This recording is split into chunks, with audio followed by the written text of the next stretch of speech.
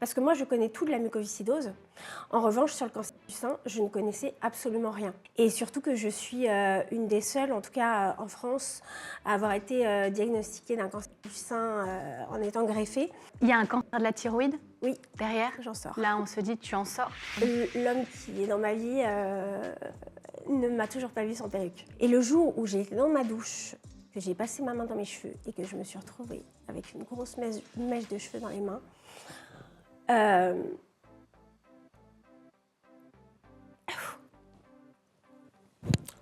pour moi, c'était vraiment le début de la maladie, en fait. Et je suis partie en crise de larmes, je me suis mise à hurler, il y avait mon fils à côté. Et là, quand les cheveux tombent, ça y est, tu sais que t'es dedans, tu sais que ça va être très difficile et qu'il y a une part de toi qui part et que ce sera plus jamais pareil. Il y aura un avant et un après.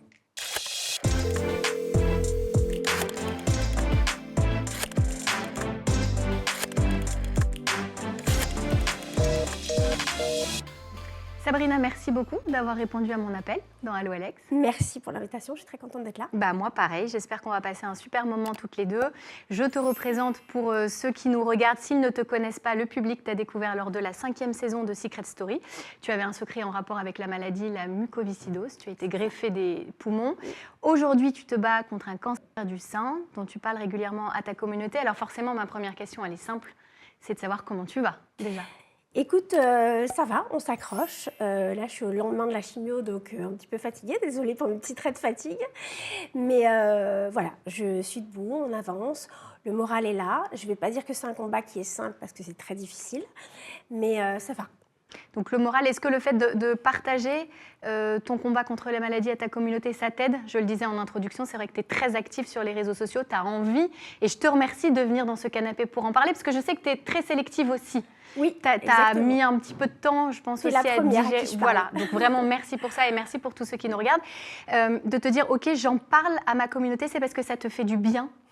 En fait, ça me fait du bien et aussi, c'est à double sens. Ma communauté me fait du bien aussi parce que moi, je connais tout de la mucoviscidose. En revanche, sur le cancer du sein, je ne connaissais absolument rien. Donc du coup, il y a un échange qui est mutuel et si après, avec mon parcours, je peux aider d'autres femmes, c'est ma mission première. Moi, ce que j'aime, c'est aider et transmettre. Et surtout que je suis une des seules, en tout cas en France, à avoir été diagnostiquée d'un cancer du sein en étant greffée. Donc, gros moment de solitude aussi. Donc voilà, donc le fait d'en parler, j'essaye d'apporter aussi quelque chose. Comment tu as appris cette nouvelle d'un cancer du sein? Parce qu'il y a la mucoviscidose, effectivement, tu es greffée, ce qui est déjà une chance incroyable de s'en sortir, parce que tout le monde n'a pas cette chance d'être greffé aujourd'hui en France. Il y a un cancer de la thyroïde derrière. J'en sors. Là, on se dit, tu en sors. Et il y a un cancer du sein qui arrive. Comment tu as pris cette annonce-là du cancer du sein? Alors, en fait, pour tout te dire, je ne sais plus vraiment contextualiser la situation, mais je me souviens d'une nuit autour de février-mars où, en dormant sur le ventre, je sentais une gêne au niveau du sein. Il faut savoir que j'ai toujours surveillé mes mammographies parce que dans ma famille, il y a 6 cancers du sein. Il s'avère qu'aujourd'hui, par rapport aux recherches génétiques, mon cancer n'a rien à voir. Et en fait, je me rappelle de cette nuit où je dormais, j'ai senti cette gêne et je me suis dit, oh non, quand même, ça fait beaucoup, quoi. Ouais. Et j'avais fait ma mammo 6 mois avant. Et 3 mois avant aussi, j'avais fait une scintigraphie de la tête aux pieds puisque je faisais le contrôle pour la thyroïde. Pour la thyroïde, absolument. Et le 20 mai dernier, je vais faire mon échographie de contrôle de fin de traitement pour la thyroïde. Là, mon endoc me dit tout va bien, tout est nickel, ça y est, détendez-vous. Voilà, respirez, passez un superbe été. Vous l'avez mérité et on se revoit à la rentrée. Et en fait, j'avais vraiment tout planifié au niveau de mes rendez-vous pulmonaires, etc., pour passer un été libre. Ne plus entendre le mot médecin, parce que vraiment, j'en pouvais plus. Et je sortais de ce lourd combat. Et le 26 mai, un dimanche soir, je ne sais pas pourquoi, je décide de palper mon sein, parce que l'autopalpation, c'est vraiment quelque chose que j'ai très régulièrement pratiqué et que j'ai toujours pratiqué. Et j'incite vraiment toutes les femmes à se palper et se surveiller parce que c'est hyper important et à tout âge. Et là, j'ai senti une boule derrière mon mamelon. Donc sur le coup, j'ai pris une grande inspiration, je me suis dit détends-toi, ça va aller. N'empêche que le lendemain matin, à 8h tapante, j'ai appelé mes pneumologues, j'ai dit je veux une ordonnance, je vais faire une écho et une mammo, j'ai une boule à mon sein. J'ai réussi à obtenir un rendez-vous de mammographie 3 jours après. Et là, pour moi, c'était sans appel. C'est-à-dire que je suis tombée sur une praticienne qui... elle parlait pas bien français, je pense qu'elle était russe. Mais elle me regardait bizarre et je sentais qu'elle traînait sur mon sein. Et elle me dit, mais vous avez ça depuis quand je dis là, j'ai senti ça il y a 4 jours et tout. Et là, elle me dit, il faut faire une biopsie en urgence. Et en fait, pour moi... Ça sonne comme cancer. Tu sais que pour biopsie... moi, je ne suis pas quelqu'un de négatif, ni de pessimiste, ni d'hypocondriaque. Mais là, j'ai vu sa tête. J'ai compris tout de suite. C'est-à-dire que c'est ton intuition, parce que je rappelle pour les femmes qui nous regardent une biopsie, qu'il faut faire une biopsie c'est un pour examen confirmer. de toute façon logique. Absolument. Pour savoir si c'est bénin ou malin. Exactement. Et pas de panique à la maison si on vous parle de biopsie. De toute façon, il faut la faire pour connaître le caractère bénin ou malin de la maladie. Mais toi, en revanche, tu sentais... Dans mon parcours de patiente, au regard de la femme et de son expression, je savais. Il faut savoir que je suis sortie avec le compte-rendu en main et il y avait une indication qui dit ACR5. Encore une fois, moi je ne savais pas ce que ça voulait dire, mais en tout cas ACR5, ça veut dire potentiellement à 90% de chance, c'est un cancer du sein. Donc je suis sortie de la salle d'écho, je ne te cache pas que j'avais les jambes complètement coupées. Je suis restée 40 minutes dans ma voiture à ne plus pouvoir démarrer la voiture. Je me suis dit, je ne peux pas. Donc c'est la sidération en fait. Voilà, exactement. Et après, j'ai fait la biopsie. Et encore une fois, avec mon intuition, je me suis dit, OK, là, je crois que je vais être dans la sauce. J'ai pris un billet, je suis partie 10 jours à Montpellier, où j'ai vraiment essayé de vivre ma best life pour décompresser et essayer de profiter parce que je savais qu'au retour, ça allait être... Et en même temps, on sait que l'attente entre le moment où potentiellement on a quelque chose et le moment où on t'annonce la maladie, c'est peut-être, moi, des témoignages que j'ai eus autour de moi, familiaux ou d'amis, c'est le moment où c'est le plus difficile, où tu attends, où tu ne sais pas finalement ce qui va se passer. Donc, toi, tu as fait le choix de descendre dans le sud et d'essayer de te changer les idées un petit peu. Et donc, retour à Paris, et là, on t'annonce, effectivement, c'est un cancer du sein. Là, tu dis, la machine repart, ça y est, c'est reparti pour un tour. C'est reparti pour un tour. Il y a la sidération aussi, parce que c'est un cancer qui est très agressif. C'est un cancer qui a déjà touché la chaîne ganglionnaire et les tissus de la peau, du sein. Donc, à partir de là, c'est une mastectomie obligatoire. Donc, il y a toutes ces choses-là qu'il faut encaisser très vite. Parce qu'en fait, il y a la réalité et il y a le scénario qu'on se raconte. Mais on te le dit, ça, pardon, on te le dit dès le début ou tu apprends ça au fil des maladies? Parce qu'on va te dire, bon, le protocole, on se doute qu'il y a de la chimiothérapie, mais là, tu parles d'ablation du sein. C'est ce qui va t'arriver. Donc, tu ne l'as pas encore eu, c'est ce qui va t'arriver. Et ça, on te le dit dès le départ? Alors, en fait, quand on m'a annoncé mon cancer du sein, comme je te disais, il y a ce qu'on se raconte et ce qui va se passer. Moi, je me suis dit, j'ai été surveillée il y a quelques mois, donc en fait, dans mon scénario à moi, c'était, bon, on va m'enlever le sein et ce sera terminé au pire. Et en fait, pas du tout. Je suis arrivée, on m'a direct dit le mot chimiothérapie, radiothérapie, opération du sein. Ça, c'est au moment de l'annonce. Et ensuite, quand tu fais le PET scan et que ton dossier passe en commission, on appelle ça RCP, là, on te dit, en fait, on a regardé les tissus de la peau, etc. Et il y aura une mastectomie. Donc la deuxième coup, on sait que ça va être lourd. Exactement. Donc en fait, à partir de là, moi, j'ai été step by step dans ma tête parce que trop, c'est trop en fait. Je veux bien être forte. Mucoviscidose, thyroïde, sein, c'est je ça. te rappelle. Il faut un temps où on puisse encaisser les choses. Et je me suis dit, on va déjà encaisser le mot chimiothérapie, faire la chimiothérapie parce que, je vais être très transparente avec toi, au moment où on m'annonce mon cancer du sein, je me suis dit, mais là, je suis cuite en fait. Comment mon corps il va résister à tout ça? Tu as pensé au fait que tu t'en sortirais pas cette fois-ci? Mais clairement, c'est la deuxième fois de ma vie. Pourtant, je suis vraiment quelqu'un qui suis hyper positive et tout.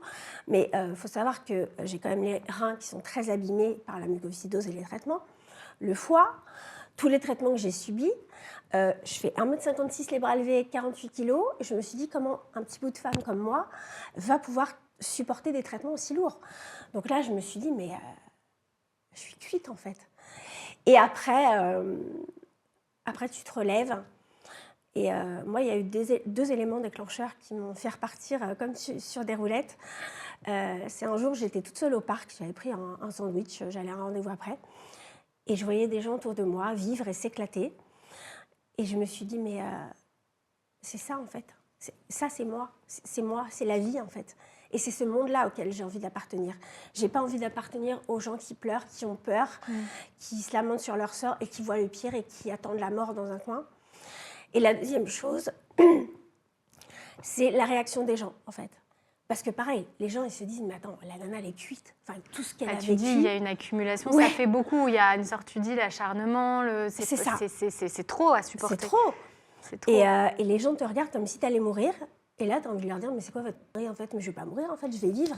Et là, je suis repartie et je me suis dit, ok, on va enlever les mots douloureux dans ma tête. Quand on va faire chimiothérapie, des perfusions, parce que la chimiothérapie c'est une perfusion, j'en ai eu toute ma vie.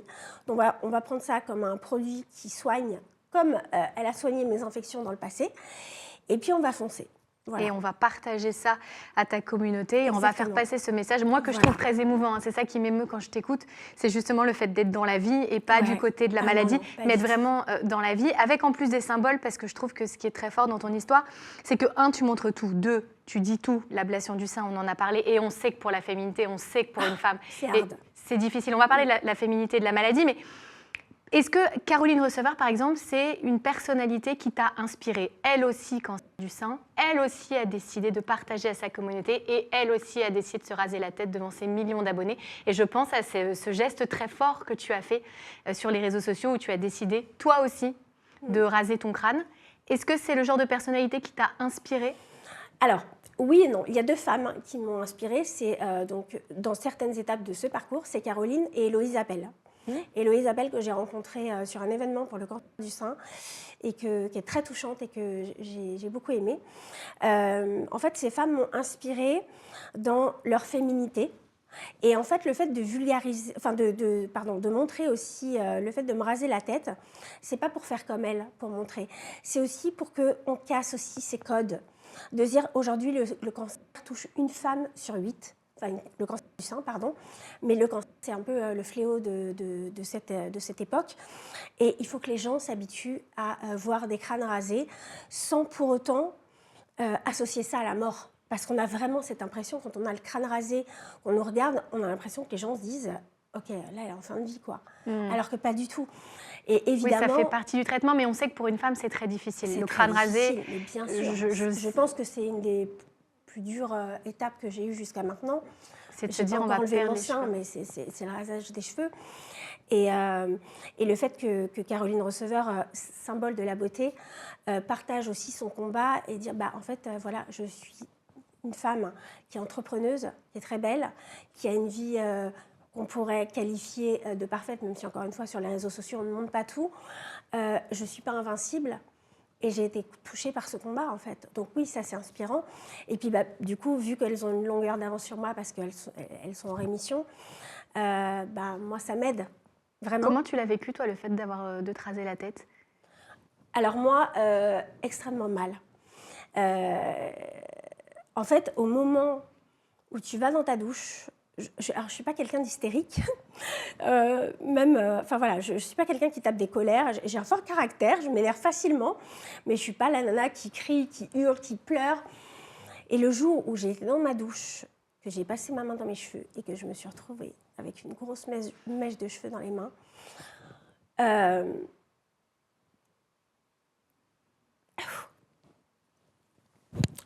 pour moi, c'était vraiment le début de la maladie, en fait. Et je suis partie en crise de larmes, je me suis mise à hurler, il y avait mon fils à côté. Et du coup, parce que quand on t'annonce un cancer, t'as vraiment aucun symptôme, t'es pas malade, t'es pas fatiguée, et tu te dis, mais qu'est-ce qui me tombe dessus, je vois pas la maladie. Et là, quand les cheveux tombent, ça y est, tu sais que t'es dedans, tu sais que ça va être très difficile, et qu'il y a une part de toi qui part, et que ce sera plus jamais pareil. Il y aura un avant et un après. Et donc, c'est ça pour toi qui a été cette prise de conscience-là, voilà. de te dire... Et la féminité, le regard... donc, aujourd'hui, tu portes une perruque. Oui.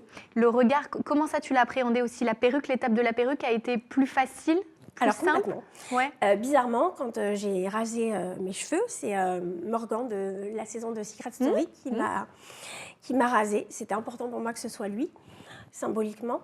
Et il a fait ça avec beaucoup de bienveillance. Et en fait, bizarrement, une fois qu'il m'a rasé la tête, que l'étape était passée, et ben, j'ai réussi à montrer très vite auprès de mes proches, alors pas auprès de tout le monde, mais auprès de tous mes proches. Ça veut dire quoi, pas auprès de tout le monde? Il y a des personnes avec qui c'était pas possible ou trop compliqué L'homme qui est dans ma vie ne m'a toujours pas vue sans perruque. Il m'a vue en photo, mais non. Et pourquoi? J'y arrive pas. Ok. Voilà. Ça prendra plus de temps. Ouais, ça prendra plus de temps. C'est toi qui bloque ou c'est lui qui te dit? Pas du tout, lui, Okay. Voilà. Et du coup, après, Morgan, il m'a mis une super perruque, il m'a fait un wavy de star. Voilà, donc tout de suite, je me suis dit, ah bah ok, ça se passe plutôt bien.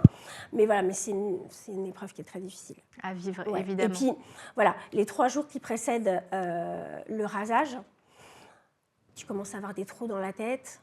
Tu vois, avec la perte de cheveux, tes cheveux, t'en as partout. C'est un cauchemar. T'en as dans la maison, t'en as dans toutes les pièces.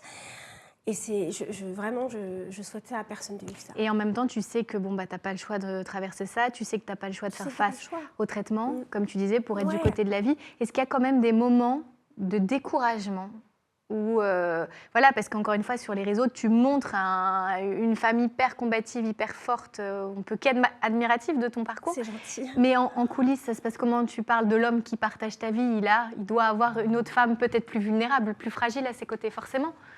Non, là-dessus, il n'y a pas eu de changement, pas du tout. Au contraire, j'ai beaucoup de bienveillance, beaucoup d'amour, beaucoup d'encouragement.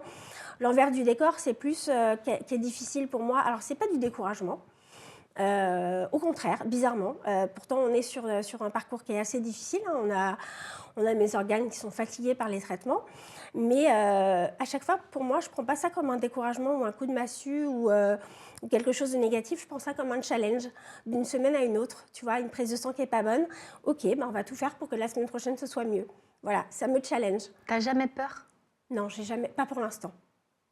On te donne des prédictions un petit peu, on te donne une ligne de conduite, on te donne ce qui va se passer, on te donne les chances de guérison, de rémission dans un premier temps, parce qu'on parle de rémission avant de parler de guérison. Alors, pas vraiment. Je pense que je suis un peu un cas exceptionnel parce qu'il y a la mucoviscidose, donc je pense que tout le monde ne veut pas s'enflammer. Comme je te disais, on y va vraiment step by step. Si j'arrive à supporter déjà toutes les chimios, il en reste 8 à l'heure d'aujourd'hui, où on tourne cet épisode, j'ai déjà fait la moitié. Et je tiens encore. Donc pour moi, c'est déjà une réussite, dans le sens où ma tumeur a complètement rétréci. Maintenant, il faut voir l'opération, il faut voir comment je supporte, parce que dans mon cas, c'est beaucoup plus compliqué, parce qu'il faut adapter mes immunosuppresseurs de la greffe pour supporter l'opération. Donc il y a des choses où vraiment on marche encore sur des œufs. Mais en tout cas, que ce soit moi ou dans le regard du médecin, à aucun moment, j'ai vu un regard inquiet. Ou à aucun moment, j'ai vu quelqu'un dire « Ah oui, là c'est la merde ». Donc, tant qu'il n'y a pas ça, tu vois, tout va bien. Donc, tu te sens protégée, tu te sens protégée, non. Dans le système français de la médecine, tu te sens bien accompagnée. Oui. Alors, franchement, tu sens des boosters, tu sens un accompagnement pour toi. Je veux dire, il y a eu beaucoup de pédagogie dans l'approche de la maladie. Tu n'as pas eu un diagnostic livré comme ça, non, très dur. Tu sais, ça m'est déjà arrivé. Hein. Voilà, on entend malheureusement quelquefois que... Pour le cancer de la thyroïde, c'était pas la même. Ah oui, on t'a annoncé de manière beaucoup plus brutale. Ah ouais, on m'a annoncé ça comme si on me disait bon bah maintenant vous allez chercher une baguette.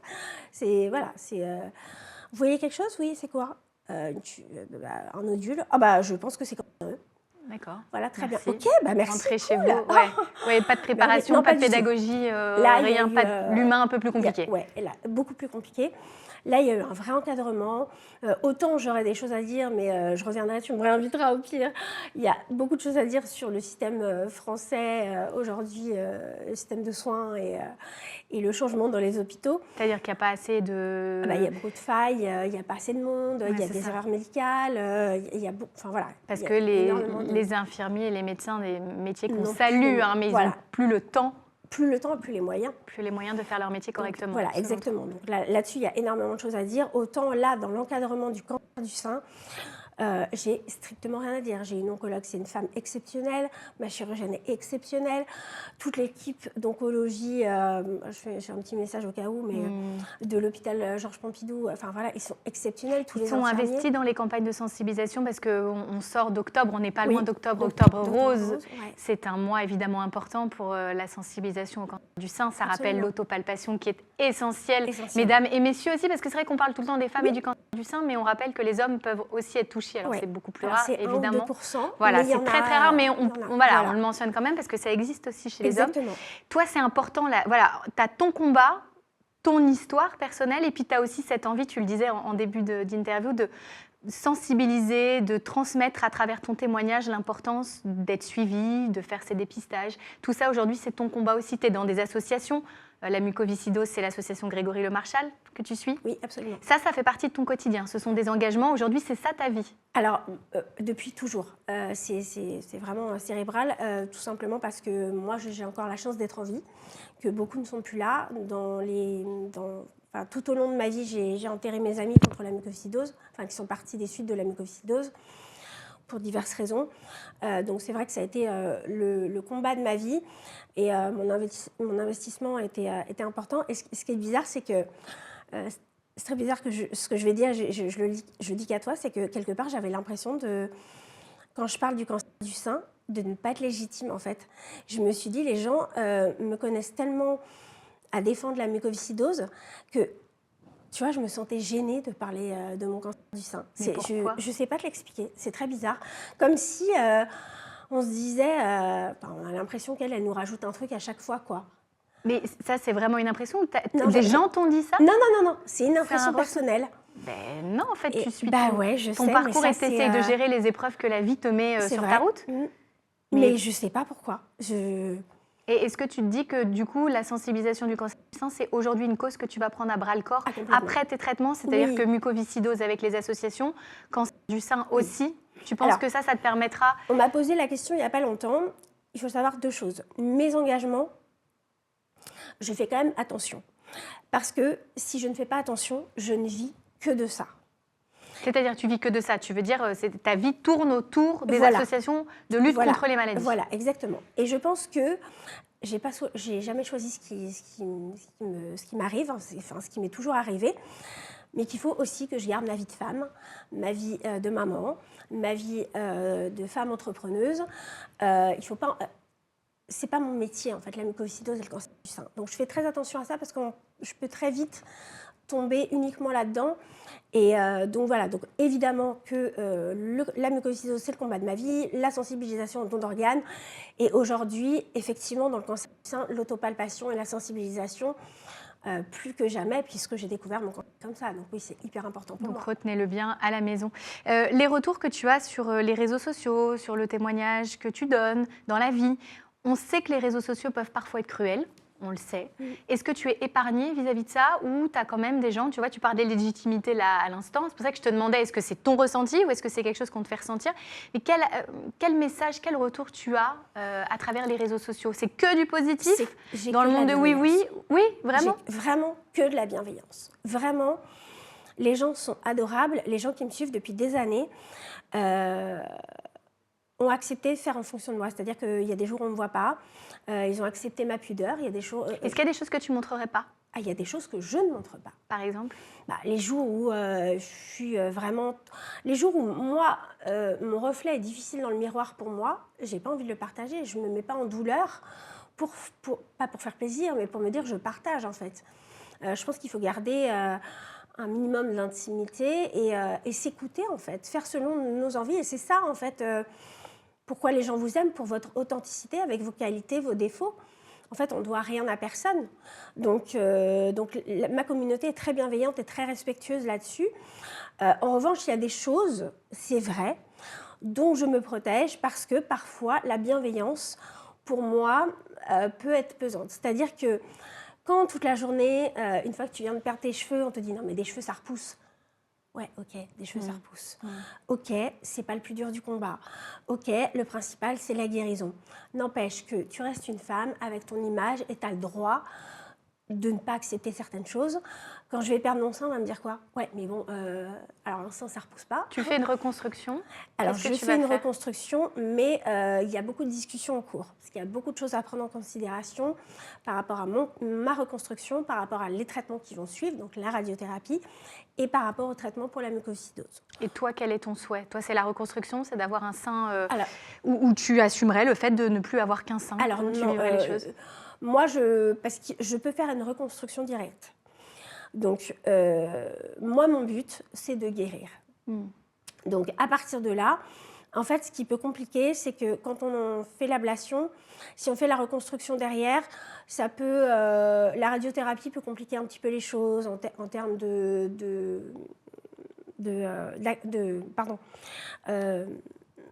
suivi? cicatrisation. Merci, voilà. Post-opératoire. Et en fait, dans mes anti-rejets, j'ai des médicaments qui font que la cicatrisation se fait moins facilement. Donc, du coup, il y a toutes ces discussions qui sont en cours. Moi, je suis OK pour vivre sans sein 6 mois, 1 an. Il n'y a pas de souci. Si ça peut, en tout cas, aller dans le bon sens et favoriser les traitements et le fait que je supporte. En revanche, oui, j'ai 43 ans. T'es jeune. Dans 1 an, j'aimerais avoir un sein, enfin des seins normaux, et ce qui paraît complètement possible. Et ce que j'aime beaucoup aussi dans mes équipes médicales, c'est qu'on m'écoute et qu'on me laisse le choix. J'ai pas quelqu'un qui me dit, écoute, ce sera comme ça et pas comme ça. Donc Voilà. tu te sens écoutée et Je tu me sens gardes en super fait écoutée. Ouais. le lead sur tes Ouais, choix, sur ta vie. Oui. Et ça fait partie de la féminité, évidemment, la Complètement. reconstruction Ouais. mammaire. C'est bien quand c'est possible. Quand c'est possible. Voilà, parce que Voilà. évidemment, il y a des cas où c'est pas toujours possible. Voilà. Cette vie de femme, tu arrives à la préserver quand même. Tu disais, par exemple, tu ne te montres pas crâne rasé devant la personne qui partage ta vie. Sur tous les autres aspects, la féminité, comment tu te sens dans la relation amoureuse à travers les étapes que tu vis, à travers les maladies que tu dois affronter? Écoute, très bien. Très bien. Je crois que quand tu acceptes les choses, tu peux les faire accepter par une personne. Donc ça part de toi. Voilà, ça part de toi. Je ne dis pas que c'est facile, mais à côté de mes activités, je fais du coaching en confiance en soi aussi, donc ça m'aide beaucoup. J'ai étudié et fait un travail sur moi-même aussi pour tout ça. Mais en tout cas, ma maladie n'a jamais été... là, le crâne chauve, c'est encore autre chose. Parce que peut-être que moi, je ne l'ai pas totalement accepté ou j'ai encore du mal à... Tu te regardes facilement? Ouais, crâne je me rasé? regarde facilement, mais j'ai encore des... Ouais, encore, voilà. ça fait Et peur. puis, c'est vrai que quand on dit ça va repousser, que pour l'instant, ça ne repousse pas, tu sais, tu as toujours peur. Donc voilà, mais par contre, je fais attention à mon image dans ma vie de femme et dans ma vie de tous les jours, parce que je pense que ça aussi, c'est hyper important pour le moral, de ne pas perdre sa dignité, tout simplement. Continuer à se maquiller, Continuer à être féminine, voilà, exactement. à se sentir bien, se sentir jolie. C'est pas facile, hein. Attention, parce qu'on me voit comme ça, je suis très fatiguée. Quand je te parle, je suis très fatiguée. Donc c'est un exercice c'est un challenge tous les jours, mais c'est important. Je pense que tous les matins, quand tu te lèves, tu as une mine déplorable et que tu fais pas un minimum attention à toi, tu as le mot maladie qui clignote toute la journée.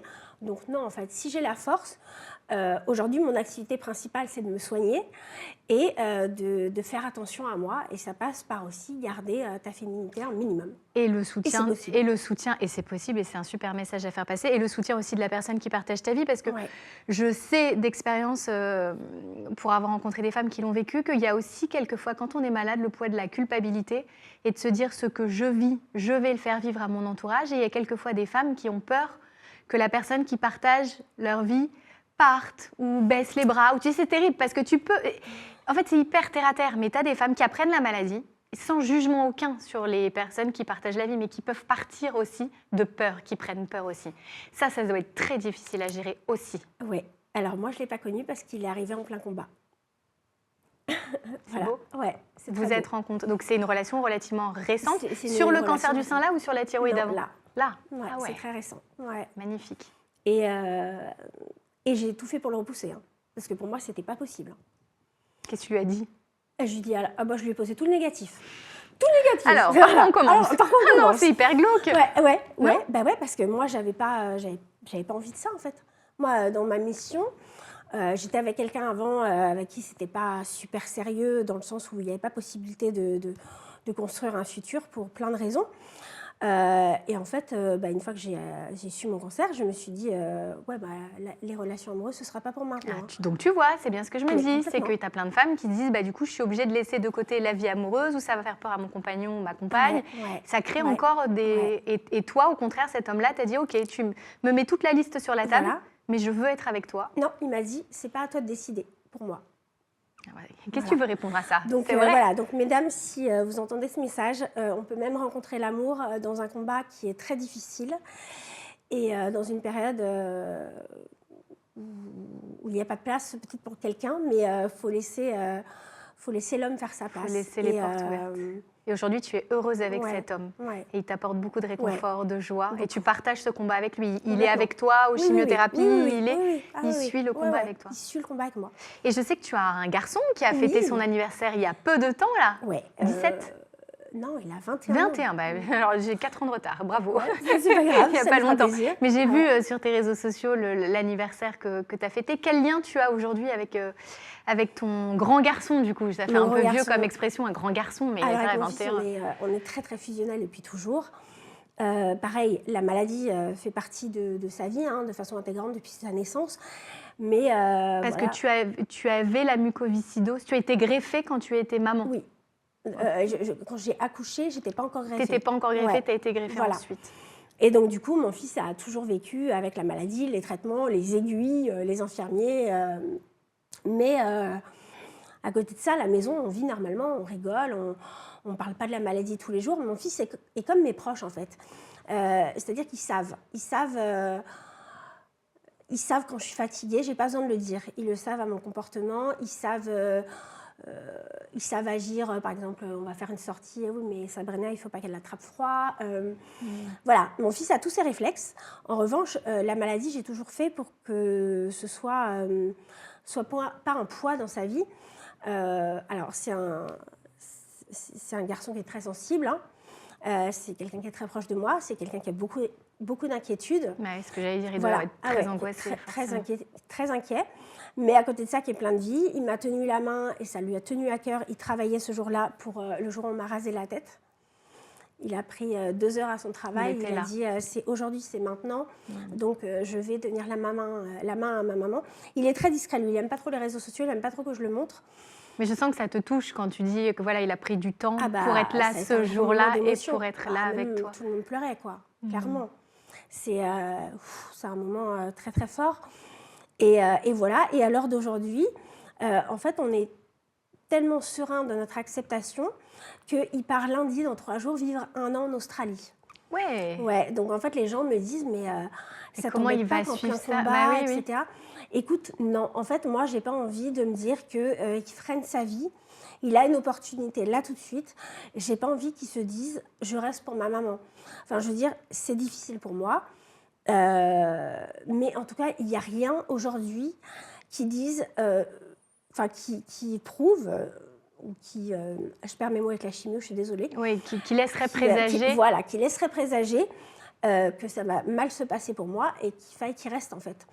Donc même les médecins m'ont dit non, mais laissez-le partir, tout va dans le bon sens pour vous pour l'instant, il n'y a pas de raison. Voilà, on a prévu l'apport financier si jamais il doit rentrer en urgence. Mais aujourd'hui, il a une expérience à aller vivre. Il a 21 ans. Moi, j'ai jamais pu le faire avec mes problèmes de santé. Donc, va mon fils, va kiffer ta vie. Il y a le téléphone, il y a le FaceTime. Et voilà, et on est ensemble. Et je suis très... Alors, j'ai mon cœur de maman qui est brisé en mille. Mais ça, c'est mon cœur de maman. Il va falloir s'habituer à l'avoir un petit peu plus loin. Et s'il vient te voir tous les dimanches, c'est sûr que ça va être plus compliqué. Et hormis la maladie, on ne fait pas des enfants pour les retenir. Et ça c'est vrai, normalement on les élève et on leur donne tout ce qu'il faut pour qu'ils puissent après voler de leurs propres ailes. Donc c'est un beau témoignage de maman. C'était un rêve de devenir maman pour toi, la maternité? C'était parce qu'avec la mucoviscidose, je ne sais pas, mais je pense qu'il doit y avoir des... Comment on appelle ça? Il peut y avoir des réticences où on peut te mettre en garde sur le fait que la maternité n'est peut-être pas un projet qui est envisageable quand c'est ta vie que tu dois préserver en premier. Alors, mon fils a 21 ans, il faut savoir qu'aujourd'hui, il y a eu beaucoup d'améliorations au niveau traitement de la mucoviscidose. Donc les patients qui naissent aujourd'hui avec la mucoviscidose vont beaucoup mieux que ceux d'il y a quelques années. Ça ne veut pas dire que le combat est terminé, ça ne veut pas dire que tout le monde est dans le même cas, ça ne veut pas dire qu'on ne meurt plus de la mucoviscidose. Je dis ça aussi, j'en profite pour passer un petit message, parce que c'est vrai que quand on entend nouveau traitement dans la mucoviscidose, on ne veut pas que les gens pensent qu'on en a terminé avec le combat et on a besoin de dons, clairement, et on n'a pas envie que les gens nous lâchent. Et puis il y a encore les gens comme moi qui n'ont pas accès à ces nouveaux traitements parce que je suis greffée et qui ont besoin que les choses avancent. En revanche, encore une fois, aujourd'hui, c'est beaucoup plus facile pour mener des projets de famille, etc., pour pas mal de patients. Moi, à mon époque, c'était beaucoup plus compliqué. Donc, effectivement, quand je suis tombée enceinte, tout le monde a un petit peu flippé. Mais Donc, moi, c'était une grossesse naturelle? Oui, c'était une grossesse naturelle. D'accord, c'était pas encadré, c'était pas médicalisé dans le cadre du parcours de la maladie, ou tu n'étais pas suivie pour une grossesse qui arrivait par naturelle. surprise. Je ne vais pas dire accident, parce que mon fils déteste c'est une belle surprise. Voilà, c'est la plus belle des surprises de ma vie. En tout cas, ce que je savais depuis l'adolescence, c'est que je voulais être maman. C'était vraiment le projet de ma vie, parce que c'est vrai que moi, je suis née dans une génération où on ne m'a pas appris à faire des projets, parce que, en fait, quand je suis née, on a dit à maman que je devais mourir à 7 ans, en fait. Donc, si tu veux, on ne t'éduque pas de manière à te construire un avenir. Oui, et parce à faire qu'on ne des voit projets. pas nécessairement l'avenir. Exactement. Donc, en tout cas, l'avenir, je ne le voyais pas. Tes parents non plus, du coup? Non, du tout. Ils devaient être... Non, ma maman m'a toujours dit, parce que quand elle a su que j'allais vivre à 7 ans, sa première réaction, ça a été de dire « on va vivre au jour le jour ». Et je suis quelqu'un qui vit au jour le jour. C'est ce que j'allais dire, c'est quelque chose que tu appliques aujourd'hui. En revanche, je ne suis pas en train de me dire je vais mourir dans 5 ans, je vais mourir dans 3 ans, je vais mourir demain. Évidemment que j'ai une vision de la mort qui est complètement différente aux autres. Hein. Moi, je sais que tout est fragile et qu'à tout instant, tout peut s'arrêter. Et tu en as peur de la mort? En fait, j'aime tellement la vie que j'ai peur de la mort. Parce que dans mes rêves les plus fous, moi, je voudrais être invincible, je voudrais vivre toute ma vie. Tu as peur du néant ou pas, après, selon les croyances de chacun, mais c'est-à-dire que la vie terrestre, en tout cas, s'arrête. C'est ça. C'est factuel. C'est ça. Et c'est pour ça que j'ai toujours cette soif de vivre, que je suis très difficile à canaliser parce que j'ai l'impression de ne pas avoir assez de temps pour tout faire. Donc, il faut pouvoir me suivre au quotidien, je suis très fatigante. Mais oui, j'ai peur de la mort, hein, clairement. Donc, au jour le jour, pour éviter d'y penser. Pour éviter d'y penser. Et attends, j'ai perdu ta question, c'est par rapport à mon fils. Oui, on parlait de la volonté d'avoir un enfant, et tu as toujours su que tu voulais un enfant, mais c'était difficile dans l'avenir de te projeter. Est-ce que tu as toujours tes parents aujourd'hui? Alors, j'ai perdu mon papa à l'âge de 14 ans et j'ai toujours ma maman. Et ta maman, comment elle réagit là, à la succession de ce parcours de vie? Tu dis, on lui a dit qu'elle perdrait sa fille à 7 ans. Derrière, tu as vécu, tu as été greffée. Cancer de la thyroïde, cancer du sein. Encore une fois, je ne suis pas maman, mais je me mets à la place de la mienne. Et je pense qu'il y a un moment donné où je ne sais pas si elle aurait ta force. Alors, ta maman est aussi forte que toi? Ma maman... déjà, c'est elle qui m'a inculqué la force, parce qu'avant d'avoir la mienne, j'ai forcément une source d'inspiration, et le fait que ma maman, elle ait encaissé tout ça et toujours su relever la tête, je me suis inspirée de sa force. Aujourd'hui, je pense que c'est un petit peu l'effet inverse, parce que oui, elle aussi, elle est très inquiète, mais en fait, elle me voit debout. Elle me voit debout, elle me voit avancer.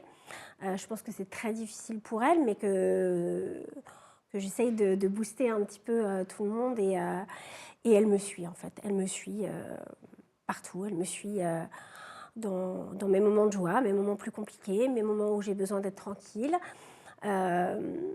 Donc voilà, et encore une fois, elle sait que je suis une amoureuse de la vie et qu'elle ne voit pas de découragement dans mes yeux, en fait. Et je pense que ça l'aide beaucoup. Et tu ne veux pas lui montrer aussi, j'imagine, de découragement. Tu la protèges aussi. Si, ou tu te reposes sur elle et tu dis quelquefois, ma maman, là, ça va pas, je suis pas bien. Des fois, je le dis à ma maman, parce qu'en fait, c'est très difficile de dire aux gens, il y a des moments où tu en as marre. Parce que tu sais, quand tu es quelqu'un de positif et que tu es perçu comme quelqu'un de très positif, en fait, tu as l'impression que tu n'as pas le droit de dire que tu en as marre. C'est-à-dire que les gens te voient plus forte ou trop forte, c'est ça, pour pouvoir... Les gens pensent que tu es invincible sur tes émotions. Mais je suis un humain, en fait. Alors oui, je suis positive, oui, je ne suis jamais déprimée, oui, j'aime la vie, mais il y a un moment, il y a des fois où merde, en fait, j'en ai marre, où j'ai envie de gueuler, j'ai envie de râler. Ça ne veut pas dire que je vais arrêter de me battre, ça ne veut pas dire que je suis en burn-out, ça veut juste dire que j'ai envie qu'on entende mon ras-le-bol. Et la seule chose que je vais entendre, c'est « Non, mais de toute façon, t'es forte, t'as vécu pire. » Mais c'est quoi pire? C'est quoi pire? Est-ce qu'on peut comparer les épreuves? Je ne suis pas sûre. Donc oui, je suis forte, mais je suis un humain avec ses émotions. Et il y a des moments où j'en ai marre. Et puis des fois, je vais en avoir. Je vais être très forte pour des choses qui sont très lourdes. Et des fois, pour des broutilles, je vais en avoir ras-le-bol. Des fois, on va me piquer 2 fois dans le bras. Je vais péter un câble comme si on m'annonçait que tout était fini et qu'il n'y avait plus rien de possible pour moi. Et des fois, l'effet inverse. On va m'annoncer quelque chose de très difficile et je vais sortir, je vais faire « OK, on va affronter ». Mais en tout cas, quand j'en ai marre, j'ai envie qu'on l'entende. Et il n'y a pas beaucoup de gens qui l'entendent parce que la seule chose que j'entends en retour, bah, c'est « Non, mais t'es forte, ça va aller, t'as vécu pire ». Donc, et ma maman est capable d'entendre tout ça. Et tu lui dis. Et je lui dis. Ça, tu peux lui dire. Et je lui dis, et elle le sait, c'est une maman. Pour bientôt terminer cette interview, parce qu'on arrive presque au bout, quand on lit ton parcours de vie de maman dont on a parlé, de working woman quelque part, c'est vraiment un exemple de résilience et on a vraiment l'impression que tu as plusieurs vies dans une vie. Est-ce que je pourrais résumer ça correctement quand on parle de toi? C'est quelque chose avec lequel tu es OK? Ouais, c'est complètement OK. Moi-même, quand je me pose de temps en temps, que je regarde mon parcours, je me dis, mais quelle est cette personne qui a eu 90 vies, en fait? Tu vois? Quel est donc ce petit bout de femme où tu disais, où je fais moins d'1m60? Non, mais ouais, c'est ça. Et il n'y a pas longtemps que j'arrive à dire que je suis assez fière de moi, en fait.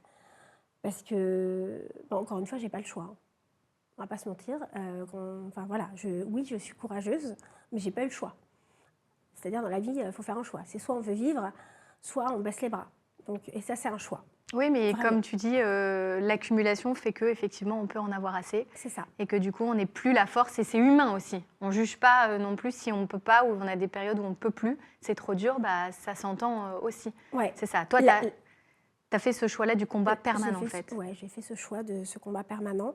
À l'heure où je te parle, je ne vais pas te dire que j'arrive à me projeter dans quelques mois. Je ne peux pas te dire, Alex, dans quelques mois, je vais faire ci, je vais faire ça. Alors si, la première chose que je vais faire après les traitements, c'est essayer de partir en vacances, voilà. Mais je ne suis pas capable tout de suite, à mi-chemin, à mi-traitement, de te dire, maintenant j'ai envie de faire ça en plus, ça en moins.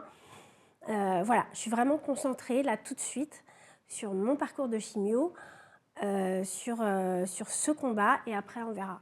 Et on espère que tout se passera bien. Je te souhaite le meilleur. Merci beaucoup Sabrina d'être venue dans ce canapé d'Hello Alex et bah, tu reviens quand tu veux. C'est très gentil. Pour toutes tes activités. Ma victoire avec toi. Avec joie. Merci à vous de nous avoir suivis. Et tes réseaux sociaux, on les suit évidemment et surtout, bah, voilà, continue à partager avec ta communauté. Et je sais que vous avez des tonnes de messages sympas pour Sabrina et pour la soutenir dans ce combat. Donc n'hésitez pas. Merci beaucoup Sabrina. Merci Alex.